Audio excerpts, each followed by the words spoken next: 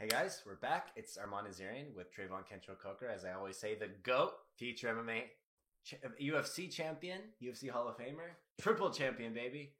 50-0. Not a scratch on him. And we're coming at you with our 21st episode of the Post Fight Podcast. Thank you guys so much for getting us above 100 subscribers. We're at 111 right now. Our last 4 videos, the watch along, which was about Ronda Rousey, who's probably not really searched up as often anymore, got 70. But our last 3, so the 1920 episode of podcast and our 7th watch along, over 100 views each, like 120 to 150. We're so grateful for that. It was an influx we did not expect. We've been promising you guys for a long time this video we're going to release is about Chase Hooper and more content after we release that one every week. It's just I'm learning.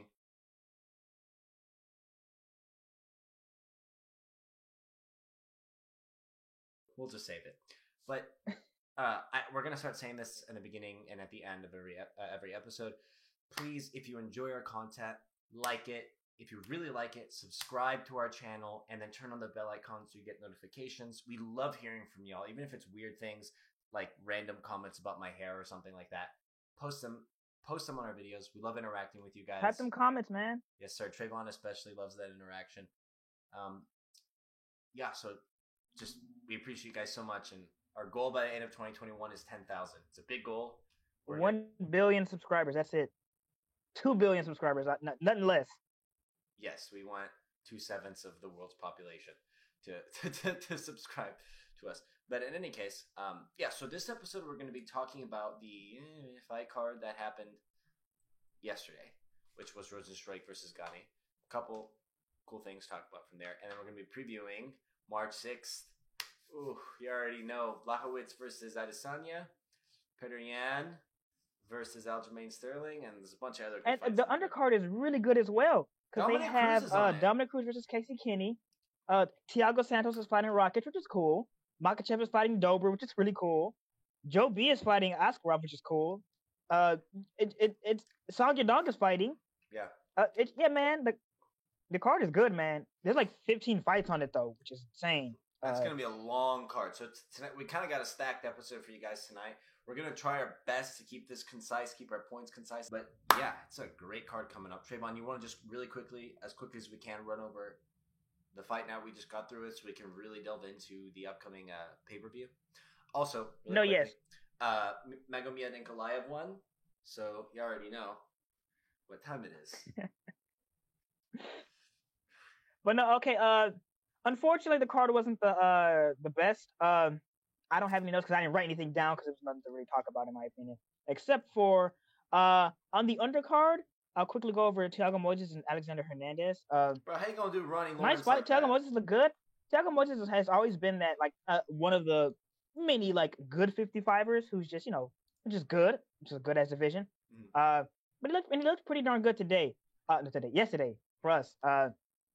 Good countering. I never really seen him be able to do something like that.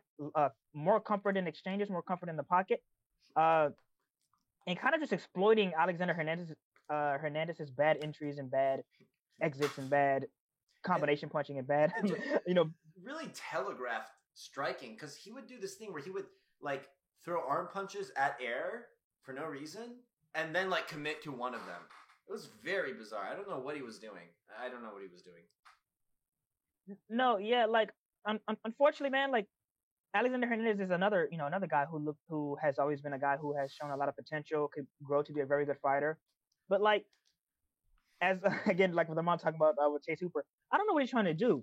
I think he's not even fighting a game that ties into his pressure wrestling and high paced grappling.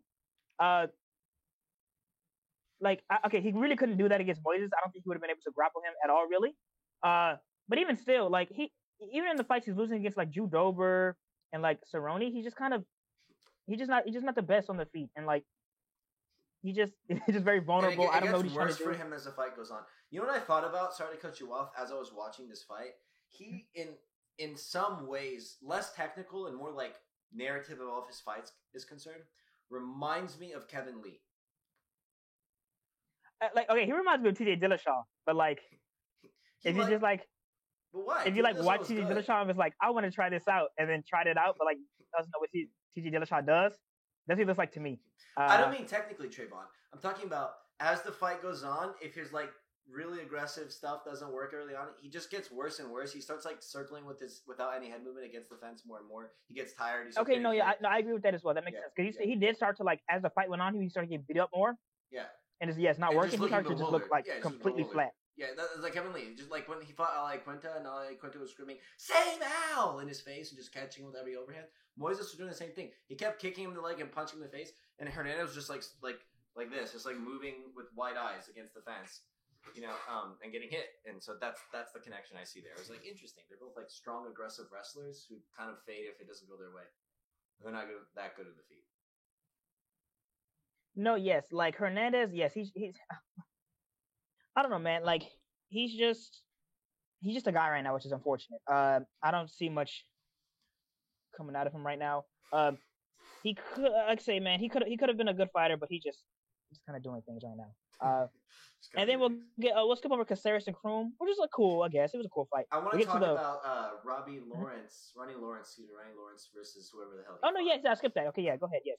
That was actually a really impressive fight. I joked with Trayvon. He didn't understand it before it started. I said, Ronnie Lawrence is on amphetamine. And he was like, who's that? And I was like, did you watch all the fights? And he's like, oh, he's the wrestler guy. And he's like, did he talk about his experience with drugs or something? And I was like, no. Yeah, I'm just joking because he's, when people take Ritalin, which is like a tone down and it's methylphenidate, but and amphetamine, they get all antsy and jumpy. And I mean, he just could not stop. I mean, that guy had such a pace. That guy was in the zone. Technically though, he's like a good range kicker. He is not comfortable with his hands. He leaves defensive openings and stuff like that. Kind of reminded me a bit of who was it that Rob fought last week? I don't remember, the Hispanic guy who throws lots of kicks. Not that they're Rob Font, because Rob Font just fought Martin Moraes. Sorry, not Rob Font. Oh, I know what you mean. Andre Ewell. The custody battles guys. He fought Chris Gutierrez. Yeah. Yeah. Not that their process is the same, but they have kind of similar overarching tendencies and holes with less with the difference being that Gutierrez is not a wrestler, does not have a wrestling part of his game.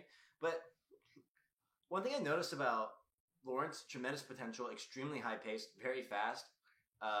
He has actually pretty good good-ish defensive footwork. As in he'll back up, he'll whenever he gets close to the fence, he squares his stance and he moves side to side and kind of tries to juke you out, kind of like how in the same manner as the guy, I don't know why I can't remember his name. Oh, I've known his name, Eddie Alvarez. I don't know why I kept thinking of Eddie Bravo when I said that.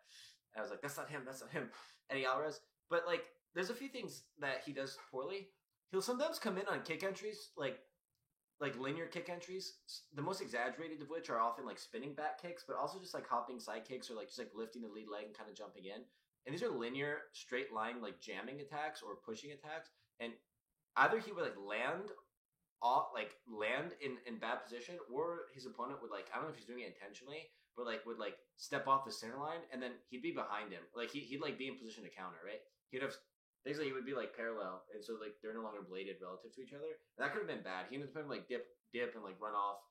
Someone could have countered him hard there. He actually did get countered hard with a good right hand coming in like that. And when he was using his hands, they were they looked like Kyokushin, whatever. He was throwing them from the hip a little bit and kind of throwing to the body. It was weird. He didn't look like a very developed boxer, and he didn't look super comfortable when he could have after closing the distance used his hands in there. And even he acknowledged that his striking was not the best in that fight in the post-fight interview. Also, he doesn't he doesn't have the boxing guard to handle getting pressured. People who swarm him with punches, he'll do the Dominic Cruz thing where he'll back up in not in a straight line, but he'll back up and move his head a bunch, but his hands are down, and I don't think he actually has the technical competency to defend himself properly in a boxing sense yet. That being said, he's very evasive. He uses his kicks very well. He times takedowns off of your blitzing to get you down to the ground. And he'll just levels above his opponent, right? Because his opponent wasn't doing the right things. Instead of working himself into smart pressure, and then whenever whenever Lawrence was circling away, throwing leg kicks, he threw leg kicks and a leg kick and a body kick as Lawrence circled. I'm still big on that. As Lawrence circled once and caused him to spin out of position, right?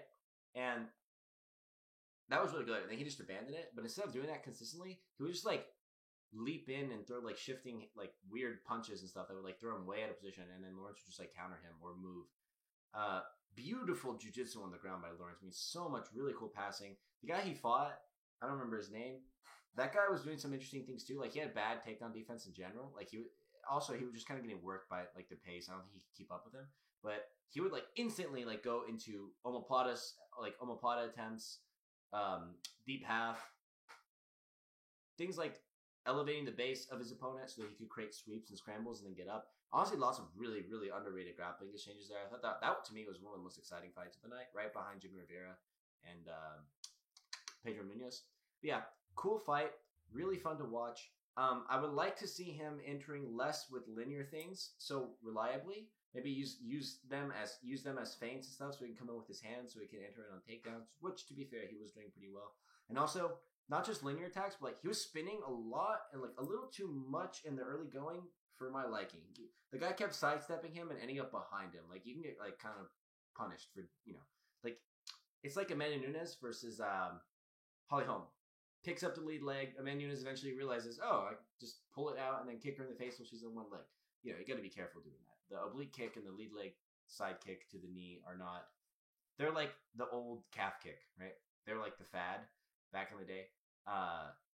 Be careful with just spamming linear strikes, but very promising. Very, very high pace. Very high pace. Don't know how he kept that pace. The cardio on that guy is something else. Moving on. So we'll get into Pedro Munoz versus Jimmy Rivera. Because that fight was the best fight on the card. Very, very, very good fight. Excellent fight. Again, speaking like also again, I think we said this last time. Like their first fight was freaking awesome as well. Like there are guys like there are matchups sometimes where like people just match up in such a great, awesome way. They can't have like good they just can't have a boring fight together. Yeah. And there's some guys that have match up together and they just always have to have terrible fights. Like they just match up. And Munoz and Rivera is one of those matchups, man, where they are just built to like bring the best out of each other in terms of like action. Like they're both very active in the pocket, and like Munoz is more a back foot fighter and Pedro a pressure, so they both kind of just like tie into each other, boom, and then they'll have their exchanges. Obviously, one of the big main picture of the fight was the calf kicks. Pedro Munoz pretty much debilitated Jimmy Rivera from round one onwards with the calf kicks. Jimmy Rivera did a good job of starting to adjust as the fight went on. He took less, countered more heavily, did things to prevent them, but the damage had already been taken. Like Jimmy was cracking him extremely hard in some, like in most of the pocket exchanges, because Pedro Munoz like probably has like the best chin in the division and one of the best chins in MMA. So he could just be like. You can just be like, it's fine. You know what I mean? You touch me, it's cool. I'm gonna walk you down and kick you hard as hell. It doesn't really matter. You mentioned it about Cody Garbrandt. You should make that comment because it was really nice. No, yeah, okay. So beforehand, I was joking. I was like, Pedro Munoz is like the only guy who could exchange with Cody Garbrandt, and not win. Obviously, you can win with Cody Garbrandt in exchanges, but like just not take damage. Like if you exchange with Cody Garbrandt, you're getting rocked, you're getting touched. Cruz like getting touched hard, getting hurt. Yeah. TJ's getting dropped. Yeah. Like Pedro Munoz was just like it don't matter. It doesn't matter to me. You're gonna touch me. Because Pedro Munoz was getting smacked. Like if you rewatch it, he was getting smacked by Cody Garbrandt, and he was like, boom! He still got a hand made. He was like, okay, and he's like, what was that supposed to be? And he killed him. Pedro Munoz's chin is ridiculous, and he does a good job of weaponizing it. He fights behind behind his kicks, very powerful punches. He always pushes at extremely high pace. Like he did a great job of being first to attack the attritional things like the legs. Like because Jimmy Rivera is doing a lot of like head work, and he did some body and leg work as well as the fight went on. Mm-hmm. But like Pedro Munoz, kind of understanding that he's going to kind of be on the back end of these striking. The slower person, the back end. He's pretty slow. Yes. So he says, you know what, man, might as well just kick his leg out. You know what I mean? Kill him. And it effectively got him to win. You know what I mean? Even though Jimmy Rivera looked like he the optics of the fight made him look like he was just getting smoked and that he was just couldn't he was debilitated, and he was debilitated. But he kept himself in the fight very well. But quite simply, Pedro Munoz put fight-ending damage on him in round one, so he had the advantage in all exchanges. And every time he leg kicked him, he would just knock him out, and that looks bad. knock him down again looks bad. You know what I mean? Yeah. I'm sorry, not that it just looks bad. He actively did hurt his leg. Like, no, his leg was gone. Look at his leg, that looked like bad. I mean, that thing like a baseball bat had just laid waste to it. Yeah. Early on the exchanges were more interesting, like you said. Jimmy Rivera was landing a lot more early on before the leg kicks took control, and I seem to recall him landing his own leg kicks. Also, was it Munoz who got hurt early on? Pedro Munoz. I think Pedro Munoz was actually getting hit with straight punches off the leg kicks early on. But like you said, because his chin is so good and he knows it, he's like, I can kind of just keep like throwing these moderately well set up, sometimes not at all set up, like low leg kicks, despite the punishment that you know what I'm saying, that you're gonna return with, because I know it'll pay off and I know I can take it. That's what I seem to remember watching the fight. But a point Trayvon made that I want to talk about: MMA fighters, like at the highest levels, or like at the good level, it's not necessarily that they don't know how to deal with leg kicks, because many of them do. A lot don't. Like a lot don't. But I'm talking about like at a decent to high level, they know how to deal with them. But most of them don't start doing anything about them until it's like basically too late.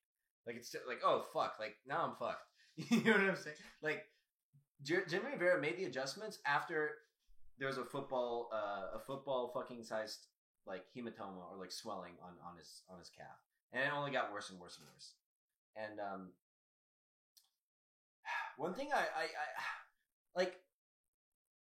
I think, as I was watching the fight, I had a thought to myself. I was like, since they're in opposite stances to each other, how can you discourage Pedro Munoz from throwing the leg kicks? Like, he's already countered down the middle, and it didn't discourage him enough. Like, okay, what if you could offset him with like front kicks or something? Like, what if Pedro Munoz is coming? Yeah, go for it. I'm sorry, they weren't in opposite stances. Like, Pedro Munoz is doing a lot of work. Both of them are orthodox. I'm sorry, not opposite stances.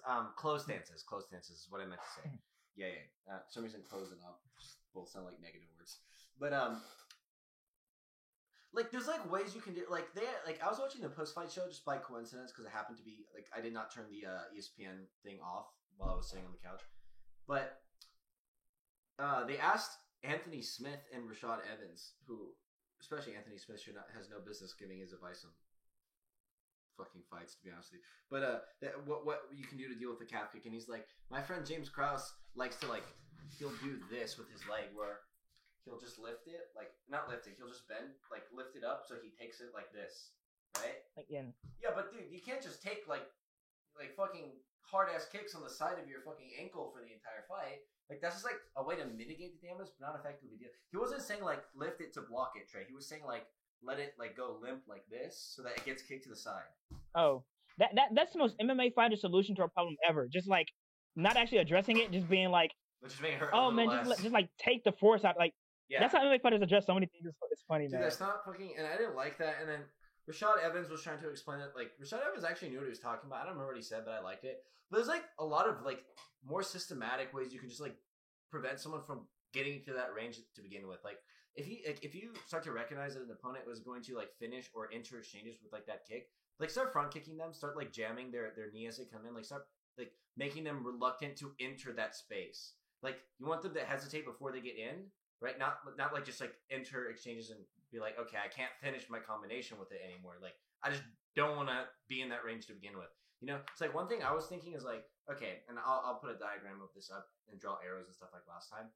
As Pedro Munoz is lifting that leg to kick my lead leg, while he's on one leg, I can like effectively move my calf out of the way of the kick by throwing one at his standing leg, right? Which like off balances him.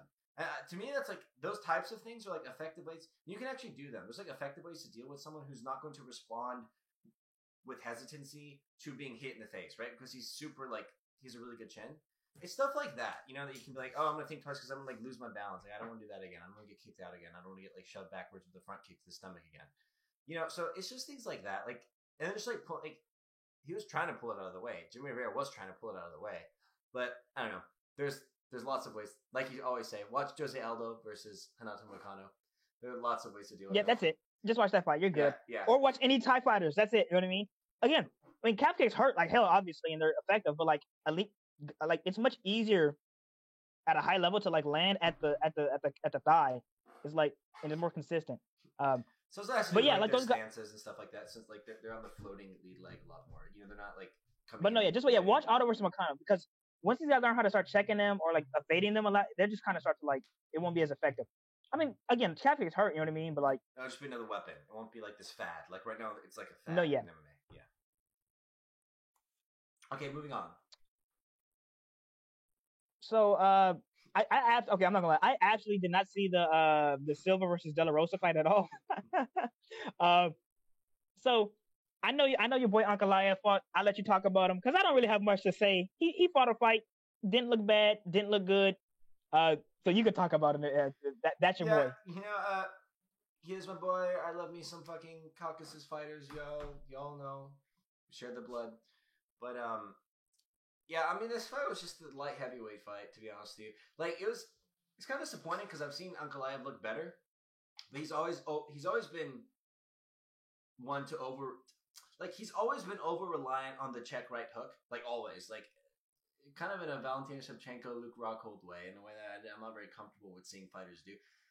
That being said, man, it could not be in a better division. Like, literally, like Nikita Krylov, like, I don't know what his idea was. Like, he kept on like coming, like, and it was working in round one.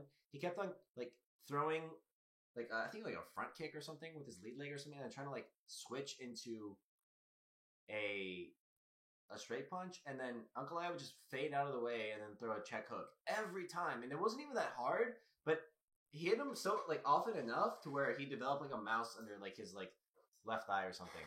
It was weird. Honestly, the striking exchanges were unexciting. They were very repetitive, very basic. Ankalaev just went to the well over and over again with the same basic counter, and Krylov just decided that he wanted to be hit there like in the exact same way over and over again, I guess. And his corner didn't explain to him how to address it properly. And Ankalaev, when he opened up with things, like, I think he threw a few body kicks or, like, left round kicks that were really hard. Those were nice. And then, like, when he would open up and throw, I don't know why. He looked so fucking hesitant in this fight. I'm not really sure why. But he opened up, like left straight. They looked good. But, I mean, when he would open up with, like, a 1-2, he threw them hard. They hit the target. His left kicks are snappy and hard. But really, this whole fight, he was very reluctant, especially after the takedown attempt of Nikita Krylov early. He looked like he had been a little deflated. The thing I was really excited to see, which is going to definitely help him way more in this division than his striking will, at least according to this fight, is his ability to mat return you against the fence. He was doing a lot of Khabib things, right? Like, he kept on. I was talking to someone as I was watching this with him, and he had Krylov in like the back body lock, and I'm thinking, okay. What usually separates these wrestler guys from the Khabib types is, what are they going to do? Are they going to ride out the back body lock and just try and dump you forward, like, attritively? Or are they going to adjust and trip out your leg and off-balance you different ways? And I was like, oh, it's looking like he's just going to try and dump him on his head and kind of ride him forward like how Magomed Sharipov will do. And then all of a sudden, he quickly turns, squares up with him and like, sweeps out one of his legs and puts him down. And then he's, like, sitting on his ankles, just doing the really cool fucking... what they call the Dagestani leg irons, you know, the cross wrist right stuff that I was really happy with. And at the end of round 3, he finally got him in position to just get smashed, right? Like, Krylov's head was just like buried between the fence and the canvas, and then the round ended. So good win for Ankalaev. I think he can be like a top 7, top 5 guy. I was saying Trayvon thinks he needs to fight someone like Anthony Smith of that caliber next. I think maybe. I don't think he's like ready yet. I think he still has potential, but this was just an performance from him. It was good. He looked good. Literally, like, that was it. He's not looking sensational in that fight, but I still have faith in him, I guess. Okay, yeah, so we'll get into the main, which I didn't much enjoy at all, to be honest with you. With Cyril Gahn and Jairzinho Rozenstruik. I was talking over Ramon before the episode, and I'm like, I don't know why they give heavyweights so many rounds. Main event. I'm sorry, let me get into the match very quickly. Gahn just kicked up a Rozenstruik.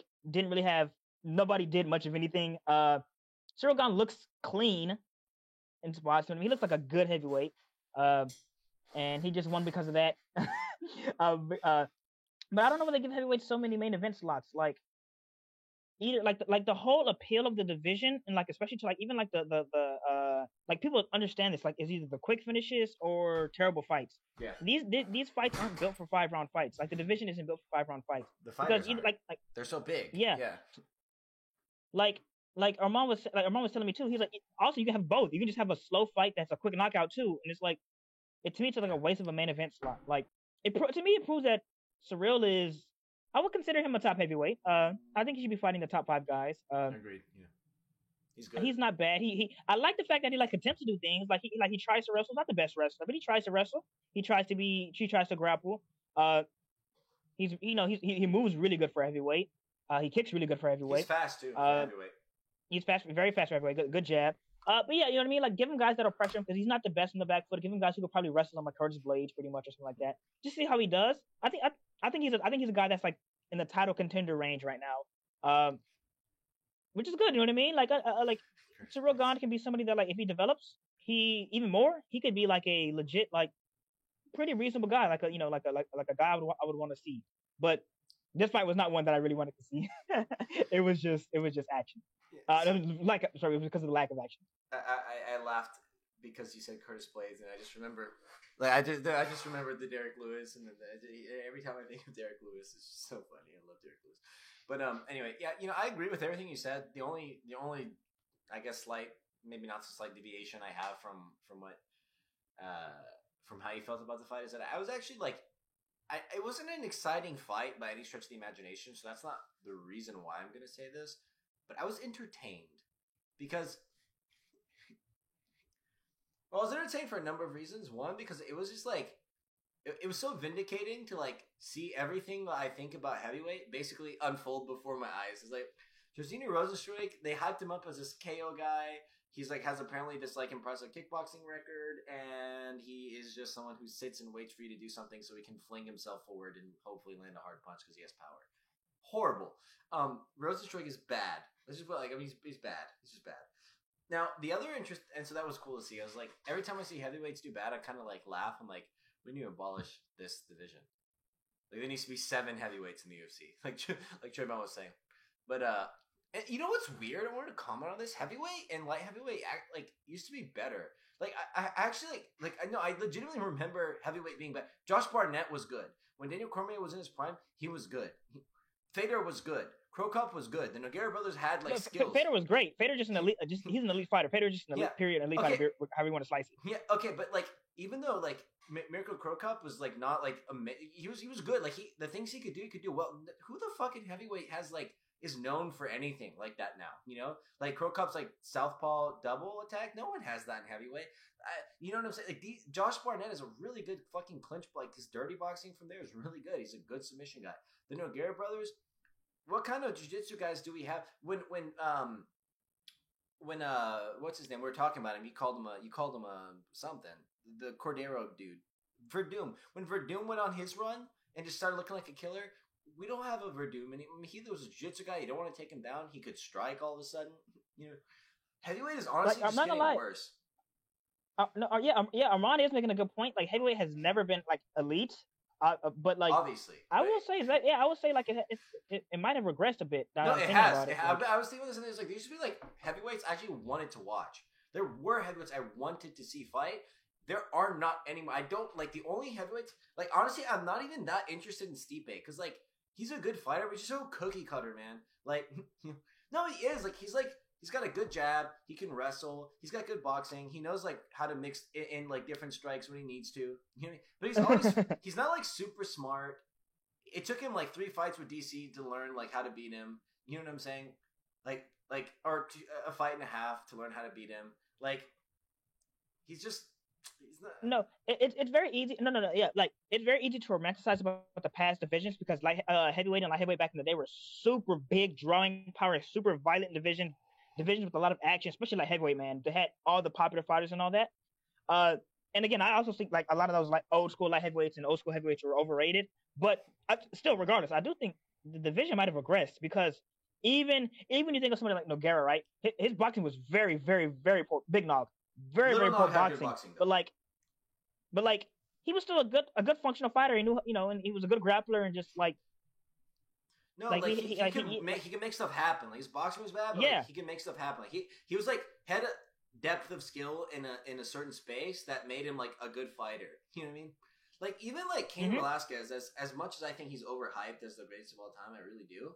Like, he was like a process-driven fighter who had athletic attributes. Like he had athletic ability. You know what I'm saying? Like he could actually like sustain a high pace for heavyweight. He like his boxing was really overrated. Like he threw really good combinations. That's where I think, and his inside leg kick from the clinch was actually kind of like interesting. But like he would just like grind you. He would chase after you. He would take you down. He was really good at like striking with his head post and the high underhook like from here. Like no one does that. If you see that at heavyweight now, like when you and I see heavyweights like take people down, we're like, this guy's gonna be top 5. Just because he took someone down. No, legit. It's like, oh yeah, he's gonna make it automatic. Like Curtis Blades. As soon as some wrestler, I was like, it's over. He's gonna be a top 5 guy automatic. Yeah. And he is. He is.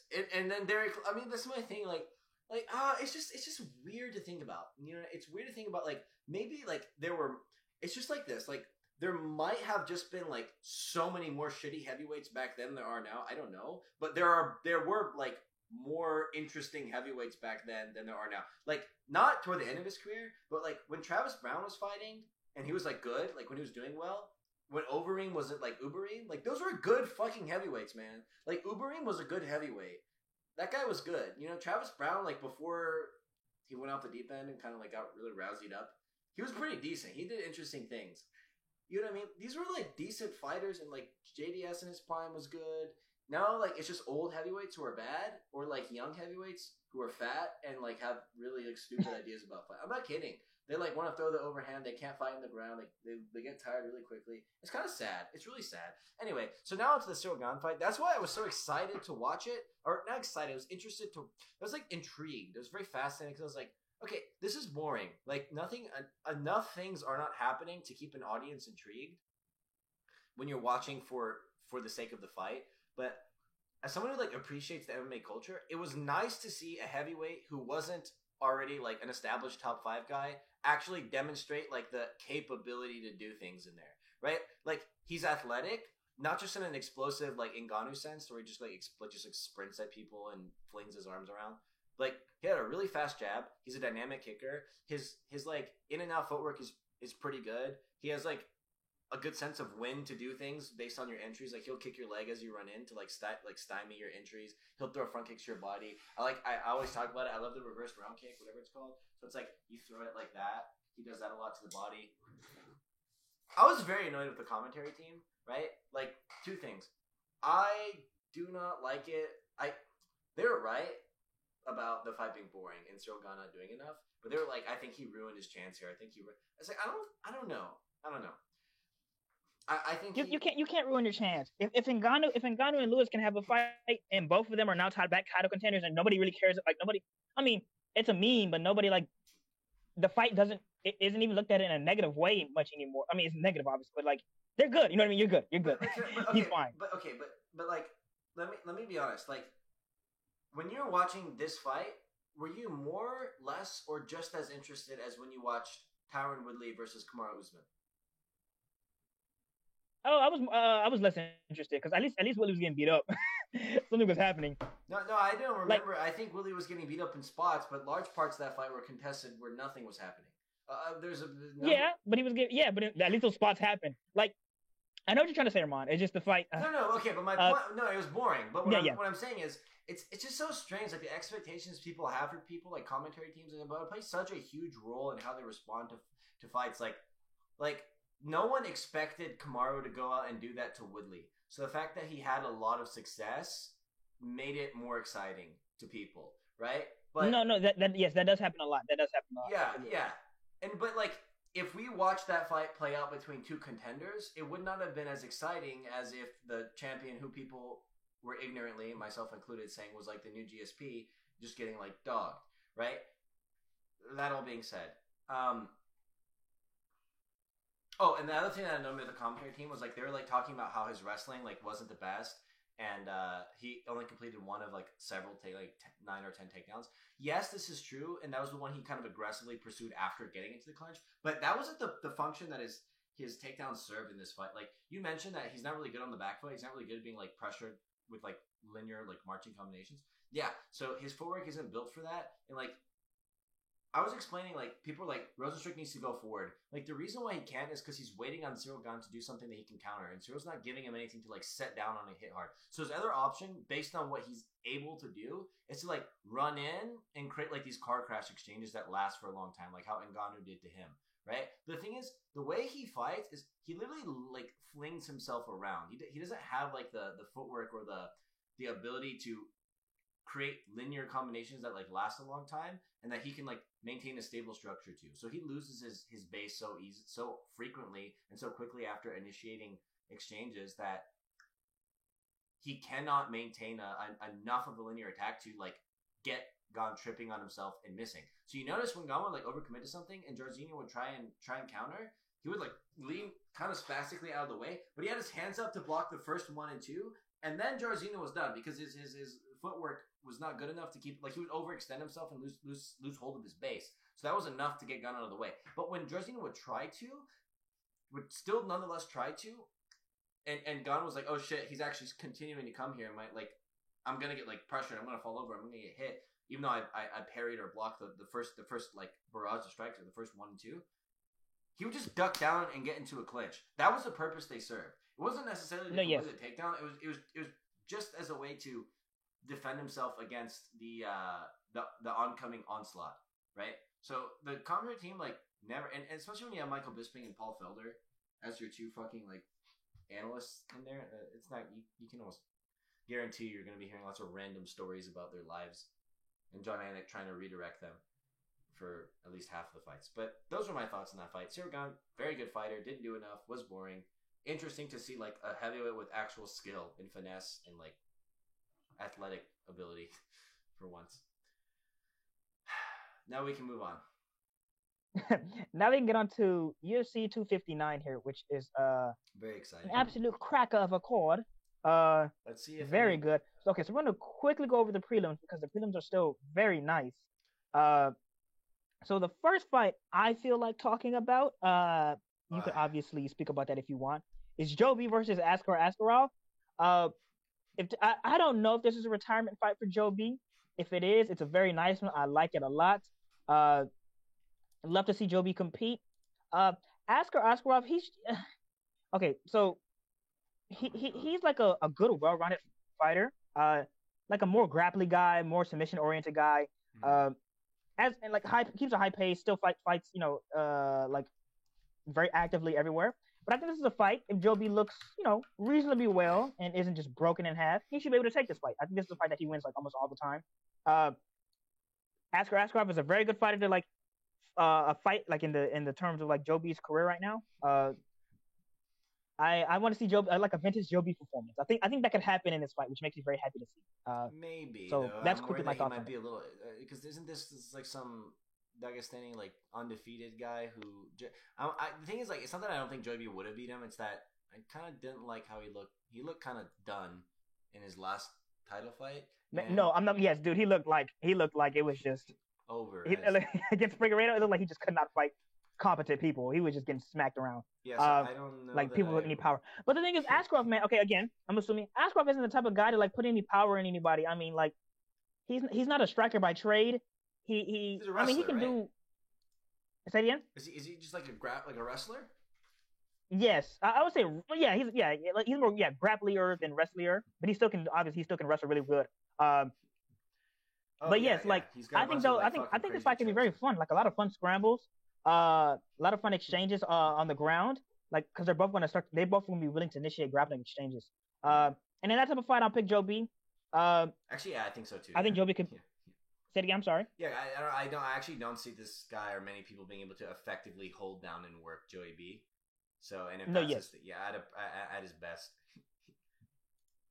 No, yes. So if Joe B comes in this fight looking like he's prepared for a fight and capable of competing at a high level, this should be a very fun fight that he wins.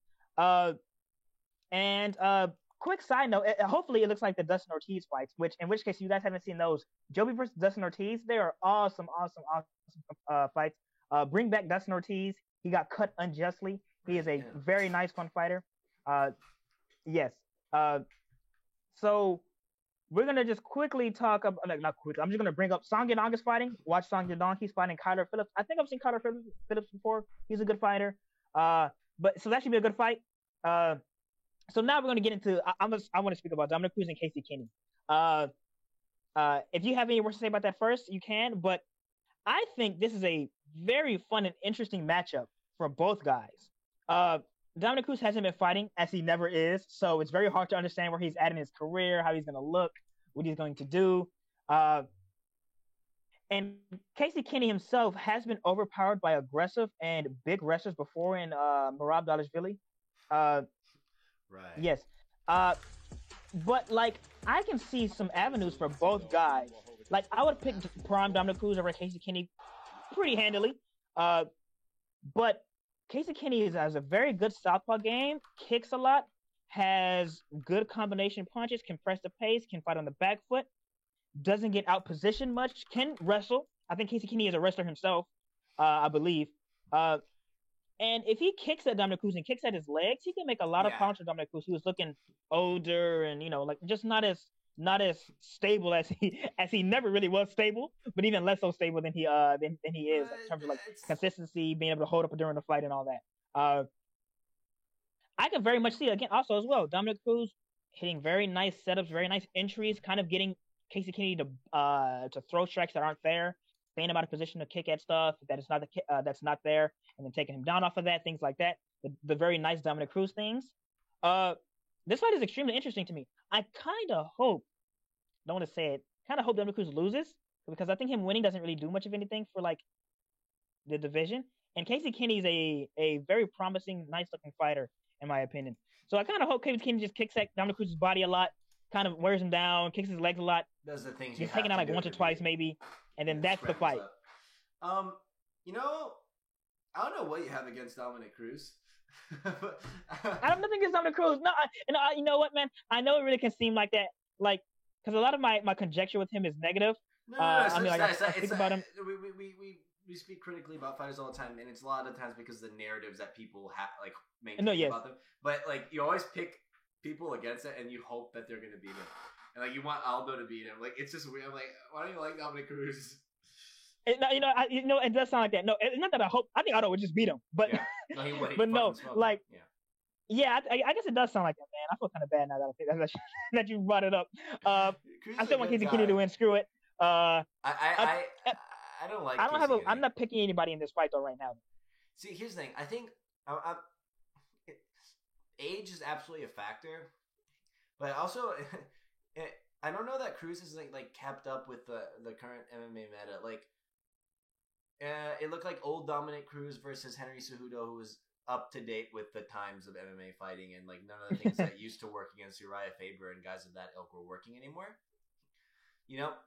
Like, I'm gonna get kicked really hard as I circle. He's not head hunting. He's being very disciplined about cutting the cage off, and every time I try and knee tap him, he's a better wrestler than me. So I can't get.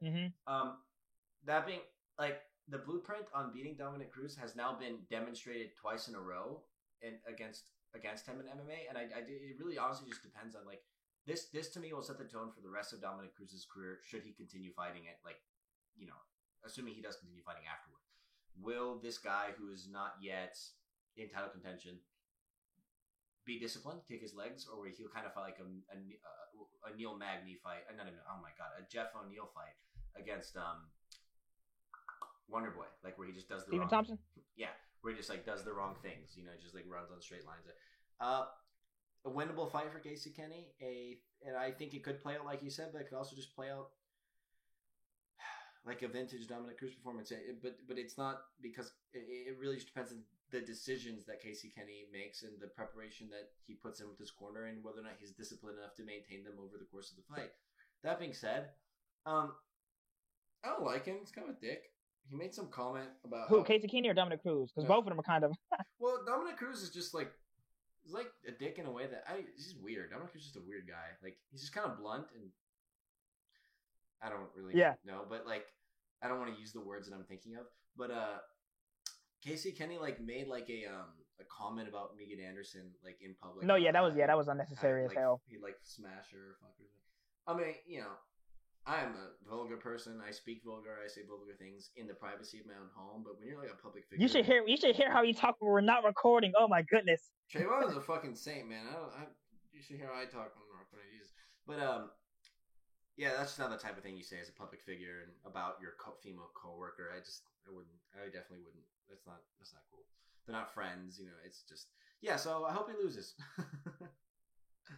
No, that's more than acceptable as well. So no, that's a very good fight. I like that fight a whole lot as a prelim main event. So next on the first fight on the main card is Thiago Santos and Alexander Rakic. Man, I kind of thinking that Thiago Santos may be kind of uniquely very bad for Alexander Rakic. Because Alexander Rakic likes to kind of like bully people and be range kicker at like be a hard like range striker at them. And I think Thiago Santos might just kick him up, to be honest with you, man. I wouldn't be surprised if he did that at all. It worked against Sean Jones. Yeah, you know what I mean? And like Rakic is one of the light heavyweights with potential. Like Rakic is not a bad fighter. He's well rounded. He's tough.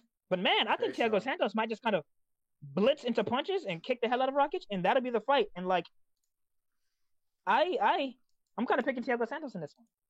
I don't have too many thoughts on it because I'm not too familiar with Rakic. I'm very familiar with Santos, but if what you said makes sense, I mean, fair enough. We'll see. I just don't know Rakic well enough to agree or disagree with you. But you guys never forget, man. Thiago Santos was at one point the lineal light heavyweight champion of the world. He beat John Jones, Don't forget that. Glover Teixeira is the true lineal light heavyweight champion of the world. He should be getting this title shot. Okay, we all know this. Everybody knows this. This is common knowledge. Never forget. Okay, the boy Thiago Santos. Boom. So we'll get into the last fight before the championship fights, which we are very excited to talk about. So Islam Makhachev and Drew Dober. That's your boy. You go ahead and talk about him first, and mine. I'll piggyback off of you. So that's the other reason I'm wearing this. So there's two. Mm-hmm. It's two Dagestani. Well, they're both from the Caucasus, northern Caucasus, not southern, but nonetheless mountain people. That's why I've got the thing on. Yeah, Islam Makhachev versus Drew Dober is an interesting fight. I kind of favor Islam in this fight. I think because Drew Dober has traditionally Drew Dober's an extreme. I just want to comment on this before anything. He's an extremely oversized, like that. Like in my opinion, that should not be allowed. Like he's just so big for 155. You talking about a Makhachev? No, Drew Dober. No, Drew Dober is short. That's the thing. Like Drew Dober looks like he just squat. You know what I mean? Like I know he has fought at 170. But he's just short and squat. Like no, Trayvon. Let me check his height. No, it doesn't matter because I was listening to Joe Rogan podcast and what's his name? The guy who cuts weight with all the fighters talked about how he's one of the most. He has to cut the most weight out of everyone officially. And that's reasonable. He's fought at welterweight, a few times. He's fucking giant. I don't know. It's like Gleison Tebow. Like those guys are just so big. Like we can get into weight classes and everything. And right now, this is the most functional system. I think I have a theoretical idea about how it could do it way better. But I'm not going to talk about it because it would take an hour. But I just don't understand. Like in no planet, I don't even weigh 155 pounds. I'm like a third of this man's size, right? Like my torso is the size of his thigh. Like what do you mean? I fight at 150 pounds. For a couple of minutes, bitch. You don't fight at 100. You fight at 207 or something. Look how big he is. I don't know. It just gets on my nerves. I don't know. Anyway, Islam Makhachev, I think he's really good in the clinch. Actually, honestly, he's very sneaky in the clinch with his trips and his reversals and things like that, especially when people engage in offensive clinch situations with him. He's very good at, counter offense, right? He'll, turn a situation that you initiated into a sweep or a throw or some kind of a takedown. On the feet, he's always just been a little janky. He has, way more refined striking process. Striking process is a more technical striking process than Khabib, but not as an effective one. The thing about Makhachev is he's not as pressure oriented. He's not as built for pressure. He's not as good a wrestler as Khabib is. He is a better open space wrestler, but he's not as good at finishing takedowns against the cage and maintaining position against the cage as Khabib was. And when I say he's not as built for pressure, he's more chinny. He's way spazzier with his hands, and he doesn't since he can't as reliably get people down and hold them there. He ends up having to play the evasion game a lot more. And because he does that, he has like better footwork. He'll like back up and circle off and things like that.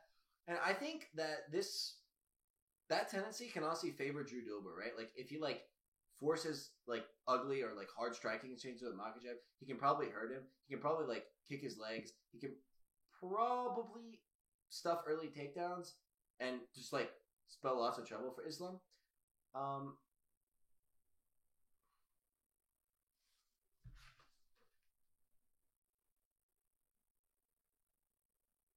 I'm back.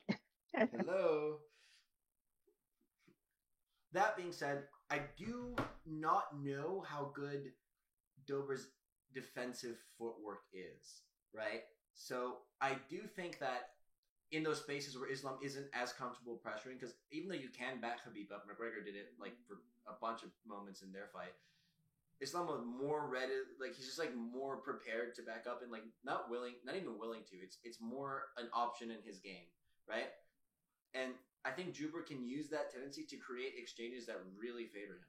That being said, I don't think he's going to avoid getting wrapped up and put against the fence at some point in this fight. And while he's extremely strong and has been working his takedown defense, he can be taken down even by small. Like Beneil Dariush got a hold of his legs, picked him up in the air, and took him down. And Dariush is a great grappler and everything, but he does not have the refinement of cage wrestling that any of the students of Abdul Manap who have made it far in the UFC do. Right? He kind of will duck in on single legs and double legs and kind of just try and pick you up and trip you from there. I think if it goes to the ground, it'll be at first difficult for Islam to hold him down because Islam is not, like I mentioned, he actually gets like swept and like stood up against a lot. But if he can continue doing that, I think he can probably just wear Dober down and win a decision. So my official pick is going to be Islam by like a 29-28 or 30-27, but we'll have to face some adversity.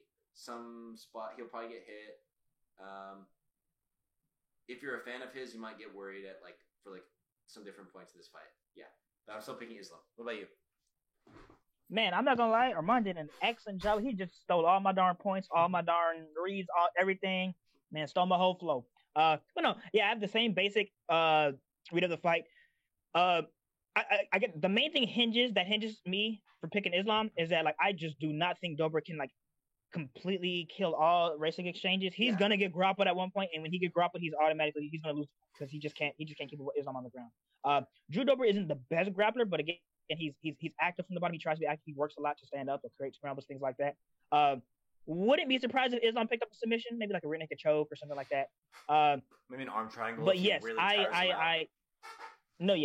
I just cannot see Dober fighting off grappling exchanges for the whole fight. Yeah. He's gonna be able to get some work in against Islam on the feet. He'll be kicking him up a little bit, jabbing up a little bit, hitting him with some big punches a little bit. Straight to the body. And obviously that could potentially sway the fight in his favor. Maybe probably could hurt him, probably can cause commotion with Islam, make his wrestling worse, everything like that.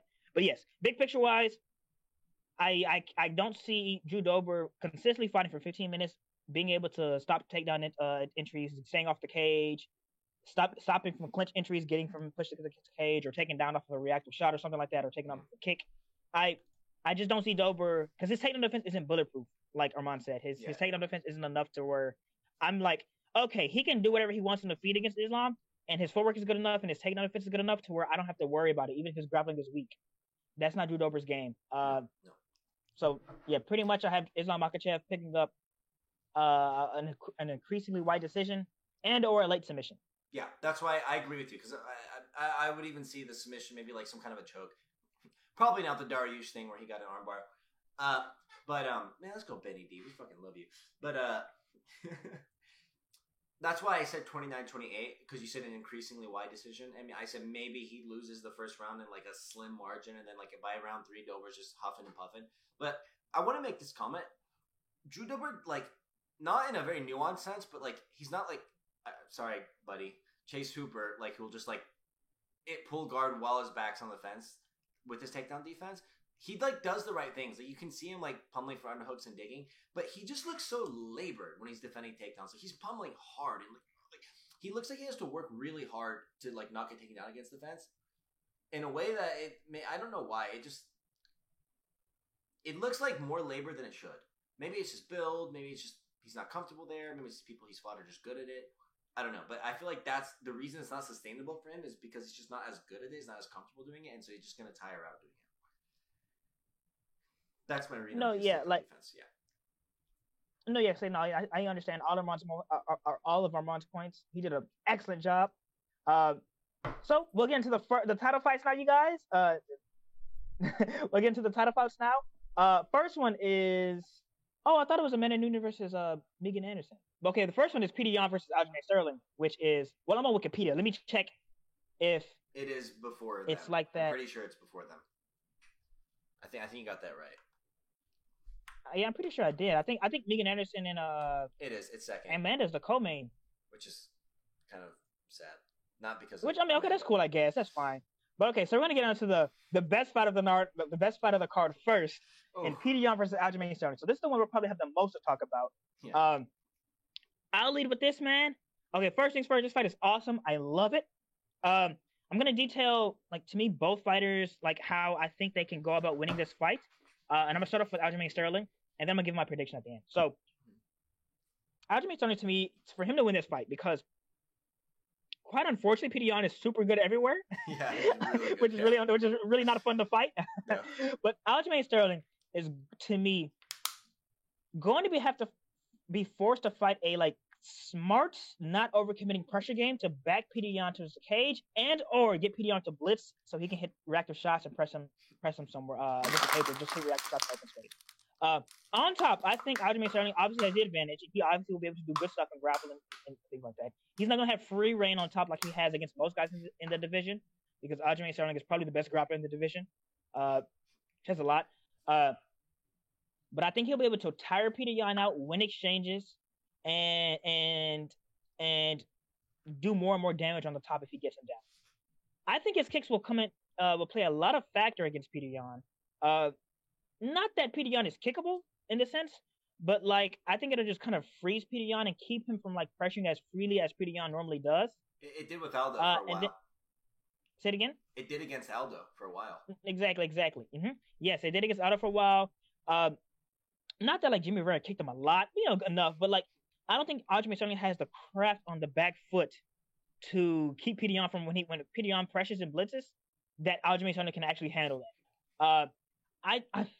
I don't think it's important. Not important. Sorry. I think it's very important for Aljamain Sterling to layer his kicks into his takedown entries and then layer his kicks into his strikes into his takedown entries, which he's becoming better and better and better at doing. It's extremely important for him to get on top. Once he gets on top, I'm quite positive he has pretty much won that round, and he can use that to start to tire Petr Yan out, do more damage on the feet, and continue that cycle. Now for Petr Yan, in my opinion, man, I kind of don't think Petr Yan has to take a step back in this fight. To be honest with you, man, if he takes steps back, man, he's giving Aljo the range and the pace that he needs to fight at. I think Aljo also. I think Petr Yan needs to take steps forward to create a pace that Aljo himself can't fight at. Because Aljo does a lot of high energy things, shoots a lot of takedowns, shoots a lot of kicks. Aljo gets tired in his fights because he fights at such a high pace and that's such high energy. He's not the best off the back foot either. Yes, exactly that too. Yes, he's really not the best off the back foot. He can be cracked as he's moving. He'll just be moving from side to side and then backing straight up in lines. He uses his length as his defense. So Petr Yan can jab him at range. Also, Petr Yan can kick at him as well. Again, not that Petr Yan is just susceptible to kicks, but Petr Yan can be pinned at range with the kicks, and he'll try to counter off of those, which he does good things off of that. But it'll allow Aljo to give easy reads and counters and entries or exits for Aljo. So Petr Yan needs to be backstepping, so that way the kicks won't just be as readily available. I'm sorry, Petr Yan needs to be stepping forward, so that way the kicks won't be as readily available for Aljo. And if they enter the clinch, I think Aljo is kind of going to get kind of beat up a little bit. I agree. Yeah. And more and more as time goes on, so more and more. So I think Petr Yan has all the advantages in dictating the pace of this fight. Yeah. Because he can control all the striking engagements. If he ever feels uncomfortable, I think he can kind of just enter into the clinch and win those exchanges. And then also, if he ends up on top of Aljo, I don't think obviously I don't think Aljo's going to just get stay there and just get smashed. But it's not like he himself isn't a great top control player who can't deliver good ground and pound, who can't pass. Yeah. Yes. So I'm picking Yan because I don't want to because I've always been a fan of seeing Aljo grow Me too. I love Aljo. and become a better fighter. But I just kind of, man, like Aljo has avenues, but they are just on very like he's gonna have to fight the perfect fight. He's going to have to hope Petr Yan doesn't engage in opportunities that probably are better for him big term. Like, let's say Petr Yan just says, I'm not going to clinch with him because I don't want to tie up with him. That would help Aljo out so much. Oh my goodness, man. But I have no reason to see why Petr Yan wouldn't do that. He did that with Magomedov, who's a good wrestler. He did that with everybody he's fought who's good wrestlers and everything like that. There's no reason Petr Yan should be, in my opinion, that he's ever shown to be avoiding clinch entries or entering into the clinch when he doesn't. No, he always fights on his into terms. the clinch when he should. Yes. So I have to pick Petr Yan, man, because I think he pretty much has. He can press Aljo back basically for free. He may get reactive every once in a while, but I'm not just terrified of his game off the bottom. He can beat Aljo up and cause damage and cause Aljo to spin his wheels doing high energy intensive things that aren't leading to much more success.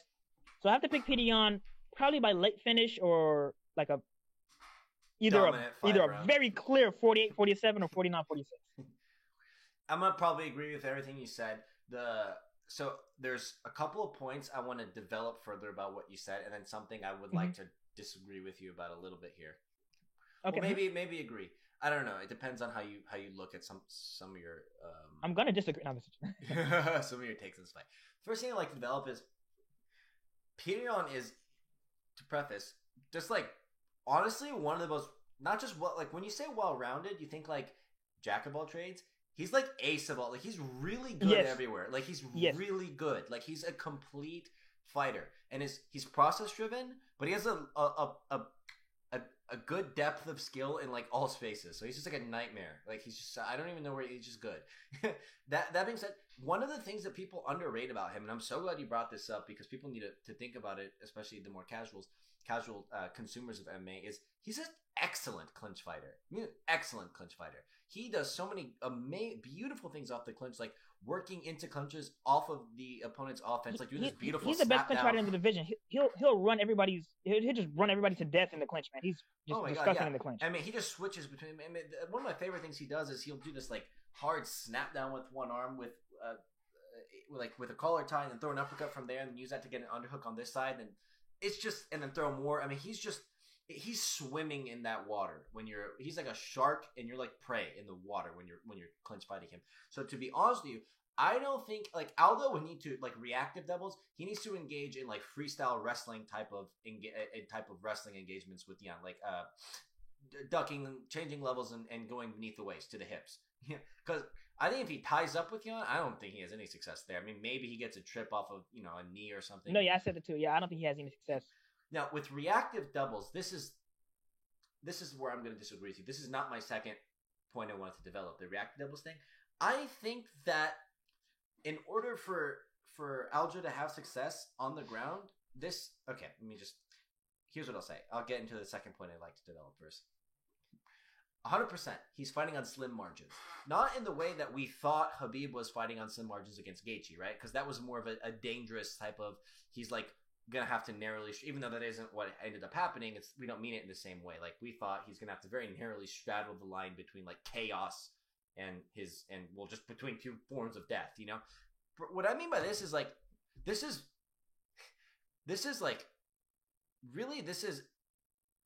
Petr Yan's fight to dictate all the terms, which is kind of what you said, and Aljo's fight to win in a sense. It's like Petr Yan's fight to lose. I don't like those terms. It's like I don't like those terms. It's like all the cards are kind of held by Yan, right? Like how the most of the changes can probably be dictated by Yan, and Aljo is gonna have to navigate this fight really intelligently, right, to get to the spots that favor him, because he just like there so many of the spaces where fights can be contested favor Yan. So I think if in order for Aljo to get into grappling and change that favor him, I don't see reactive doubles as the route. I've seen Petr Yan do really, I don't remember where, maybe it was in like earlier fights of his career, maybe it was in the UFC. When he gets taken down, he's very active at like leg pressing you off him, getting to a hip, whizzing hard, and just standing up. Like he's not held down easily. He's not someone who just like accepts full guard either. And he's really good at like killing the control right at the butt. So I think if Aljo gets a reactive takedown, it'll be like the reactive takedown that the only takedown that GSP got against Johnny Hendricks, where Hendricks just instantly elevated GSP's hips and just got up. That's how I see it. I think Aljo's going to have to not clinch an open space, but like figure out how to get Jan, like you said, to take a back step, get him against the fence, and then like work something from there. Maybe get a duck under and climb onto his back. Maybe hit like some kind of a trip off the fence and then get him working to try and stand up and catch him as he's while walking along the fence, and then go for a choke from there, like Khabib style, like Khabib Gaethje style, something like not Gaethje, Khabib Poirier style. It's gonna have to be something like that, and that is gonna require a really smart fight from Aljamain Sterling. I do not see.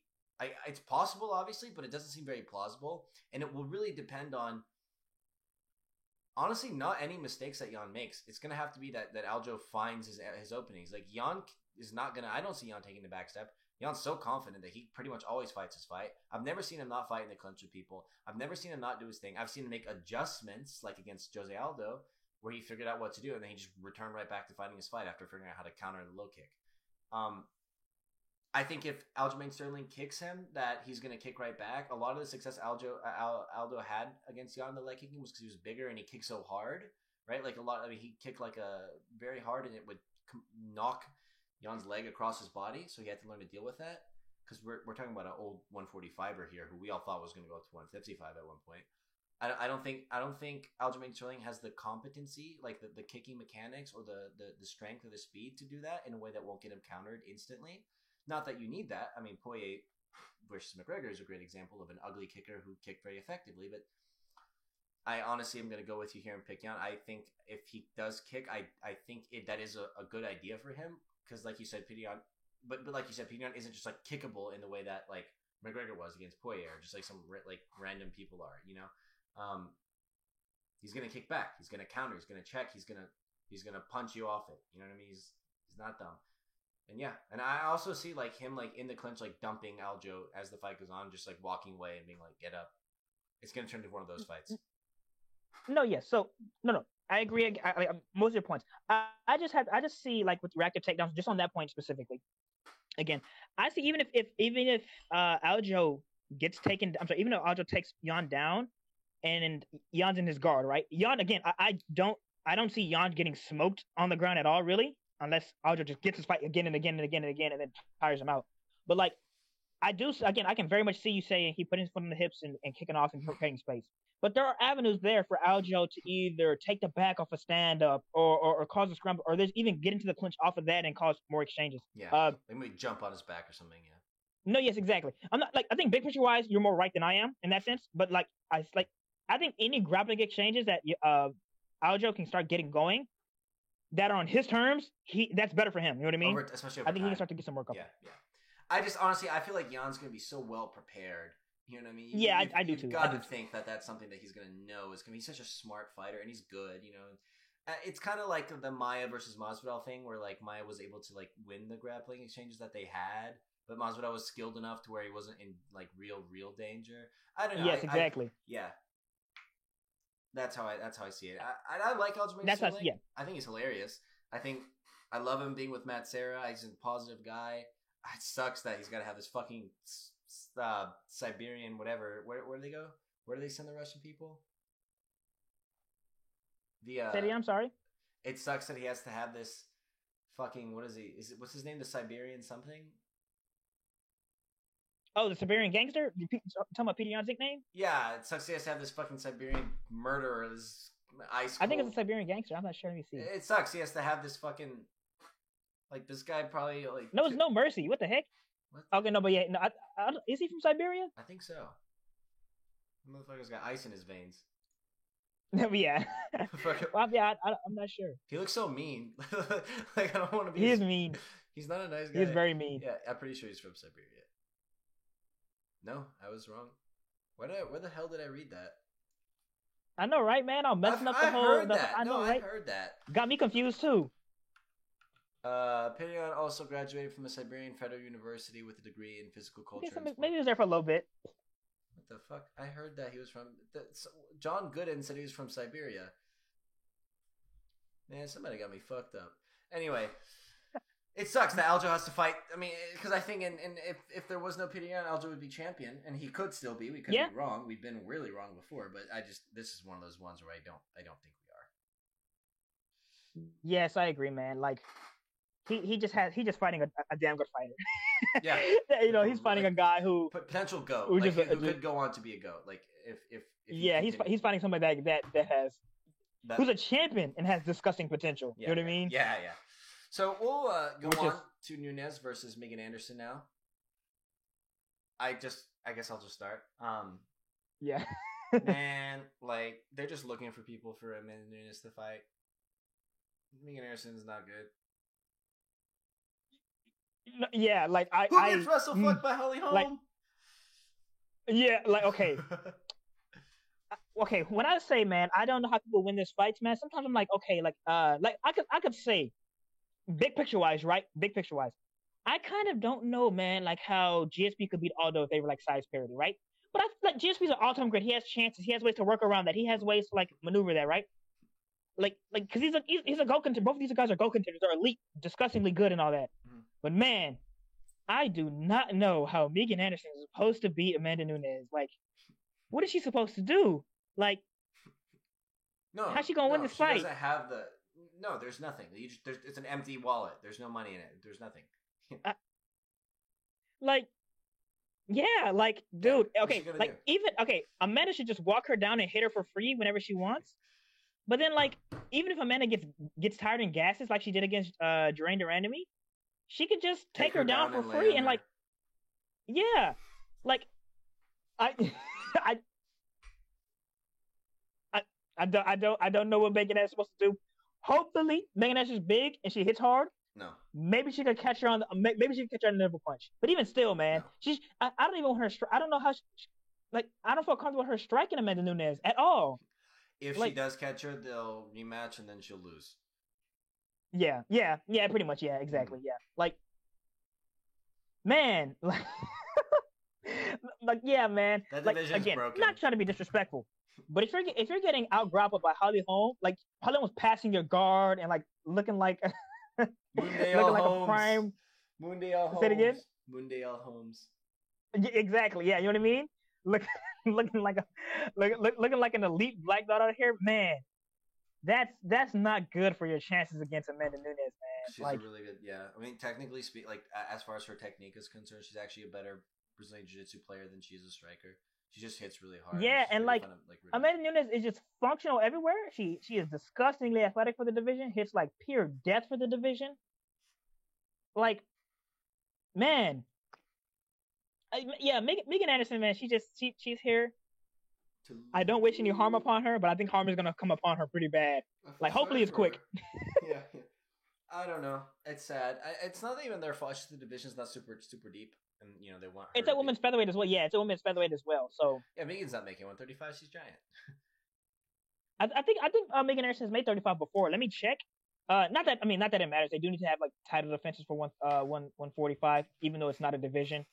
They're trying. No. Megan Anderson's 6 foot, so she hasn't fought at 35 before, from what I'm seeing. That's what I thought. Yeah, she's really big, really, really big. Yeah, she's my height. Yeah, so no, like, yeah, she's not. Yeah, but yeah, like, man, I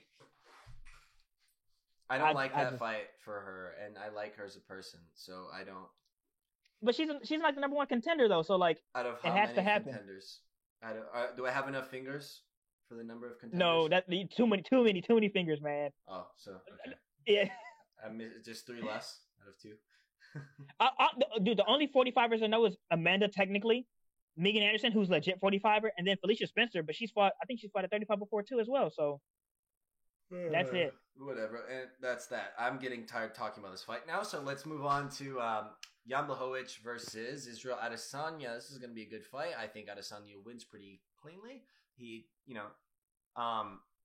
if he does get hit though, Blachowicz is, he's going to hurt him. Blachowicz is a hard hitter, and this is a different weight class. That being said, I still think, like, style-wise, I think Adesanya kind of just takes it. Yes, like I think Adesanya is going to beat up Jan. I'm gonna talk about big picture stuff, like in terms of like how I think Jan could probably make some things interesting, and also most importantly, how Glover Teixeira should have been had this title shot. Why, you hate Glover? But no, you want him to die? Like no, not against Israel. No. Okay, so let's get into that first because no. We've talked. I want Jan to fight. Jan to fight Glover, okay? Because one, Glover deserves it. Two, Glover has a shot. I still wouldn't pick him, but he has a shot. And Glover being champion, it would just, oh gosh, man. It would be so beautiful. Honestly, could you think of something better? No. Maybe like exactly. The birth of my future child. I loved it when Jan became champion. I'm like, Jan deserves this, man. Like, he's put in the work. He's gotten better. I was happy as hell for Jan. Like, which is crazy, because like Jan should be the feel good story, and he is. But like Glover just is like the ultimate feel good story.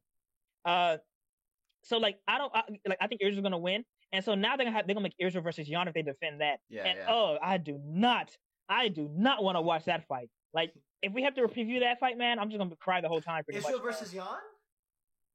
No, I'm sorry, Israel versus Glover. I'm bad. Oh, come Israel on. versus Glover. No, I'm gonna cry. That's gonna be Yeah, man, that's not right. That's just What are they gonna do that? Dude, that's just not cool. I think Israel wins. I think he can kind of control all the exchanges. Jan could potentially make some really like scary moments from Israel if he blitzes. Yeah. I don't think Israel's not too comfortable like with big. I don't think with big guys blitzing on him like that. He's not a Israel can counter extremely well, but he's not like a tried and true counter puncher to where if you blitz he'll sit down and counter. Doesn't really do that. He'll kind of just move out the way. Evasive. Yeah. He likes. Yeah, exactly. He'll just kind of move out the way. Jan's big and long, and his hard. He could probably make some work off of that, kick at him off his blitzes, make things more difficult for Israel. Yeah, that would be useful. If as he was like, okay, so if he just blitzed just to get him moving backwards, and then like kicked him with like a hard leg kick, a hard body kick, especially with the size difference, that could really pay dividends for him. I also it can make something happen for him. Like in the Whitaker fight, he did a lot of leaning out of the way, which was annoying because like again, Whitaker kicked the leg, punched the body, kicked the body. His body's not moving.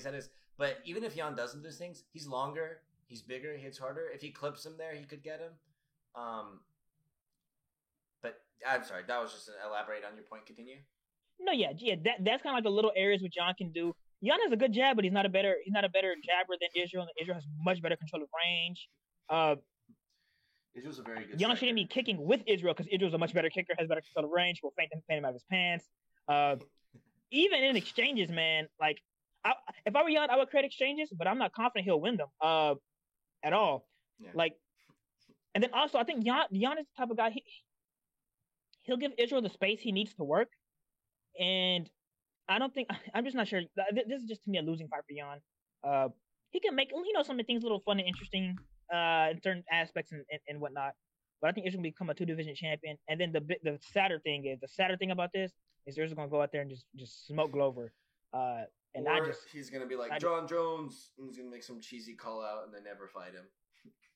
No, yeah, I want to say screw that, man. Make it versus John, man. I hope Israel wins and John comes back to light heavyweight. That's way better, way better.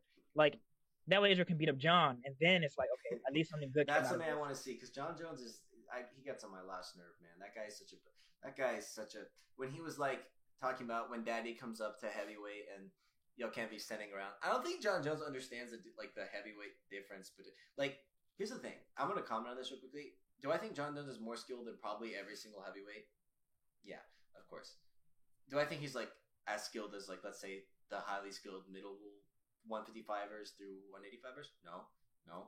But that's the nature of his size and division. That all being said, when you're like okay. When you're John Jones, like, and you put on the weight, you're not gonna be as fast. You're not gonna have as good cardio, and you're fighting people who are going to punish you, like in the ways that DC punish you, but they just hit harder.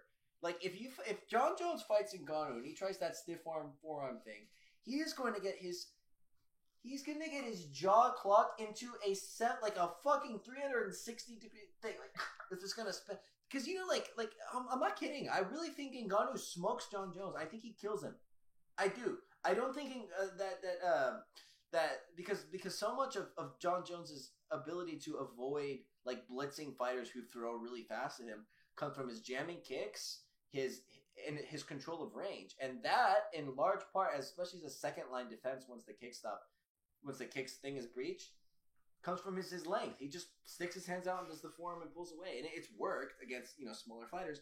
But Francis Ngannou is much longer than them. He's much stronger. He's much bigger. I don't think John can just shoot on him and take him down like Stipe did, because Stipe's a big, strong guy. I really think he just gets hit in the face. Like, I mean, Thiago Santos was hitting him. What's his name? Dominic Reyes was hitting him. Like, I don't know. And so I think John Jones saying that is just it gets on my nerves. Like, there are heavyweights who like beat John Jones just because like fighting at heavyweight is different. Like, they're just bigger. You know what I'm saying? Like, you're gonna get tired more quickly. I don't know. What do you think about that? John Jones a heavyweight? Yeah. I mean, like, but there's a potential prime John Jones could just like beat up all the heavyweights. But yeah, like looking at him now, he just looks in the downswing pretty much. He doesn't look like as good as he once was. The funny thing is, I think he can beat Stipe, but I don't think he can beat Ngannou. I'm just not confident picking John Jones against a lot of people now, man, because he's looking kind of washed. You know what I mean? He's looking ineffectual. Like, he's looking like he's losing out. He's coming out of his prime. Again, like his defensive reactions aren't the best. They never were the best. They never were. He can't really wrestle as effectively as he used to. It's kind of sad because he's really good. Yeah, man. And if he's getting touched a lot, which he's getting touched a lot more now, then I mean that's not a recipe for success. Even though his chin is all time great caliber, it just getting touched enough. It's just not successful. But I'm gonna reiterate this. This is the only thing I don't like talking positively about heavyweight, but I'm going to. Having a good chin at light heavyweight is not the same thing as having a good chin at heavyweight. No, it's just not. Like, he didn't fight Rumble, but like no one in light heavyweight is Derek Lewis in terms of the power that they have. Now, not that those people have the technical ability to close that distance against John Jones, but you understand what I'm getting at, right? Like, I also say too okay, I think Rumble just has pure heavyweight power, no doubt about it. No, undisputed. But John never fought him. John never fought him. No, yet, and I think obviously DC does as well. But no, yeah, like he fought a lot of old middleweight guys who, like, he's fought some solid hitters before. Obviously, like, I'm just gonna quickly look at the people John Jones has fought. Like, I think, and then also those guys like didn't touch him that much. Like, he's like the people that touch him, like a Machida or like a Gustafsson or or like pretty much that's about it. No, those Cormier guys was getting through. I mean, they're respectable hitters, but like nothing too crazy. OSP touched him once or twice. He still ate it. He still took it. And OSP is a very good hitter, even for heavyweight, I would say. But no, yeah, it's just like he's just looking bad in general, man. I'm just not. I agree. John Jones fights now. They're not as good as they once were, I would say. Yes. So now for my comments on the Israel Adesanya thing, I just wanted to bring that up because Tyron Woodley actually, as much as I usually am annoyed by everything he says, was spinning some truth. He was like, you're talking about, I'm only going to move up to light heavyweight in 2 years when I'm ready, blah, blah, blah. And the moment that John Jones vacates, he goes up to light heavyweight to fight this other guy. Interesting. Adesanya is another one of those fighters whose actions outside of the octagon really get on my nerves. You're right. Fighters are the worst. I don't like being around them. I like the whole thing I told you about that one fighter whose name I shan't mention because we're friends on Facebook, who was criticizing another fighter for being weak because he's suffering from lung problems due to COVID, as though that's somehow a consequence of your attitude. Okay. Just, man, get a degree. Like, please, just like stop. Anyway, but that's why I brought that up, because of the John Jones thing. Anyway, Adesanya versus Blachowicz. Good thing I brought that up. I don't have much more to add, so we're just killing time here. Yeah, Blachowicz is a really good counter striker. Adesanya is a really good feinter. I just think he kind of controls every position in this fight better than Jan Kemp. Like, I think you said the blitzing thing that works for him. I just thought of this. I don't know. Maybe it would be useful to off those blitzes if he can press him up against the cage and like try and take him down or work some clinch exchanges. I don't think he's going to really effectively tire him out though, because Adesanya is just a fucking fantastic athlete. I don't think he's putting on a lot of weight for this fight either. But yeah, maybe he can work in like strikes off of that break up. I don't really know his game too well. I don't know if he's really good at that or if he like throws elbows off of the clinch or something. But Yeah, I think he's going to get fainted out of his pants. I really do. I think he's going to miss. I think he's going to get touched up. I think his leg is going to get kicked. And I think he'll ultimately get finished. Yeah, pretty much. I agree as well. Yeah. Yeah. That's that. So, guys, we are very, very grateful if you stuck around to the end. Very, very grateful if you stuck around to the end. Thank you for coming out. Thanks for listening. This was a long one. We had a lot to cover, a lot to review, a lot to preview. Ooh, we cannot wait for next week's fight card. It's got so many good fights on it. I mean, it's just stacked from even early prelims, which we didn't talk about. It's got some sleepers on it, all the way through the prelims and up to the final fucking main card. I'm very, very excited. Thank y'all for coming out. We will talk to you next time. See you guys.